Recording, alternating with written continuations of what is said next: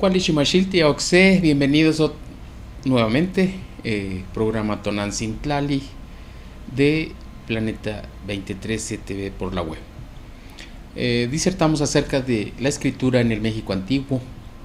Comentábamos hace un momento acerca de las quemas tan terribles que sufrimos, porque no, en la invasión no solo sufrimos una invasión militar, una invasión armada, donde la sangre, el asesinato, el exterminio, el genocidio, el magnicidio y la esclavización es lo normal, sino también recibimos una invasión de carácter cultural, la imposición de una religión, la imposición de una lengua, la imposición de una forma de pensar y una otra manera de vivir diferente a la que estábamos acostumbrados.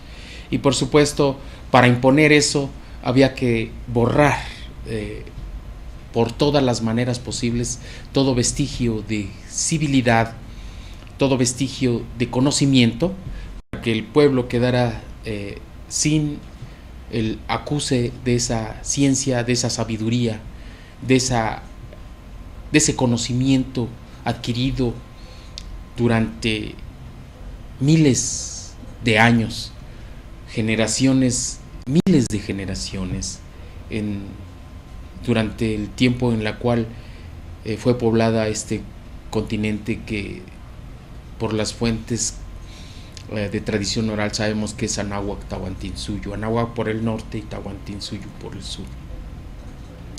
De esta manera pues fueron rotas las fuentes, como los Tenochtitlan, los petroglifos fueron borrados, cañoneados, inclusive el Tonalmachiotl, el mal llamado calendario azteca, fue cañoneado, utilizado como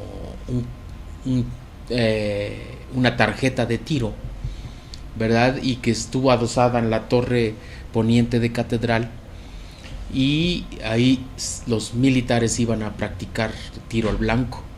Del mismo modo, otras obras de arte fueron petroglifos monolíticos, fueron igualmente rotos, y podemos ver muchos vestigios al respecto. Los libros, pues qué decir, más frágiles y con mayor contenido en cuanto a ciencia, arte, conocimiento, pues más fácil de ser destruidos mediante una quema, como se estila y todavía en estos tiempos, y desde que el hombre es hombre e invade otra cultura, pues lo primero que hace es borrar todo vestigio cultural, histórico, en fin. Y eso vinieron a hacer aquí para hacer más fácil el adoctrinamiento y la imposición de una nueva cultura. Y como vemos, nada más quedaron 4 códices mayas, 4, que son el Grolier, el París, el Dresden, el Trocortesiano y Matritense. Parecería que son 5, pero se ha descubierto que no, el Matritense y el Trocortesiano es el mismo. Lo que pasa es que en una época sucedió que se cotizaron mucho los libros. Después, ya en el siglo XVII, XVIII, XVI, XVII y XVIII, finales del XVI, principios del XVII y principios del XVIII, inclusive hubo coleccionistas europeos, instituciones europeas. Ya en el siglo XIX había una gran colección de Boturini, el nigromante, Ignacio Ramírez, lograron una colección numerosa de estos libros y vestigios que hablan acerca de nuestro pasado. Y curiosamente, la mayor parte de ellos ahora están depositados en Europa. Es irónico, yo no comprendo esa situación. Viene el europeo, destruye una cultura, persigue a los sabios, después lo poco que se salva, fruto de la valentía de algunos cuantos, porque el que era sorprendido teniendo un libro de esto, será acusado de hereje, hechicero, brujo o hasta judaizante, y era aprendido por el Santo Oficio. Obviamente después de sendo tormento, ¿verdad? Se le declaraba culpable, porque en el tormento se le hacía que se declarara culpable. Y después, en un juicio muy sumario, se le sentenciaba. Ya nada más era un trámite, porque el hecho de ser apresado por el Santo Oficio, pues de plano ya acusaba culpa. Y el tormento, pues nada más era para mero trámite, pero era obligatorio. Entonces, a partir de eso, pues fue perseguido, se impuso. Curiosamente, ellos también trajeron la hechicería, la brujería. El primer tratado de brujería escrito en México no fue escrito en los códices, fue en un manuscrito que lo hizo un español, un fraile, curiosamente, para ayudar a otros frailes de cómo perseguir la herejía o la brujería. Entonces, desde ese entonces, a partir de eso ya estaba condenado aquel que tenía un libro en su propiedad. Pero hubo valientes que, arriesgando su propia integridad, salvaron, escondieron y solo comunicaron el contenido en confesión, es decir, ya casi en actus mortis, de boca a oído. Y así fue transmitido generación tras generación. Otros, bueno, fueron saqueados, fueron vendidos a coleccionistas particulares y obviamente terminaron en depositarios de museos e instituciones extranjeras, y curiosamente ahora les ponen nombres como los que acabo de decir: matritense porque se encuentra en Madrid, trocortesiano porque perteneció a Cortés, Códice París porque está en París, Francia, y Códice Dresden porque se encuentra en la ciudad de Dresden, Alemania. Entonces es una ironía muy curiosa, muy dolorosa.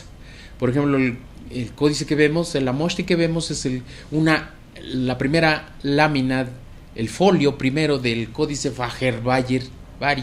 Imagínense, Fagerbayer-Bari, y dicen Códice Fagerbayer-Bari.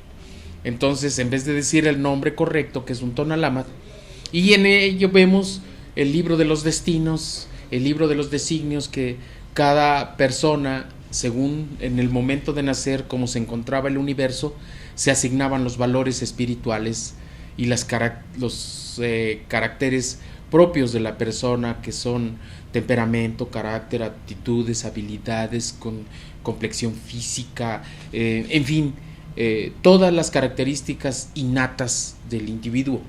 Y obviamente la otra parte, casualmente para eso era este libro, para darle la otra parte en la cual su libre albedrío iba a hacer desarrollar sus capacidades, ¿verdad?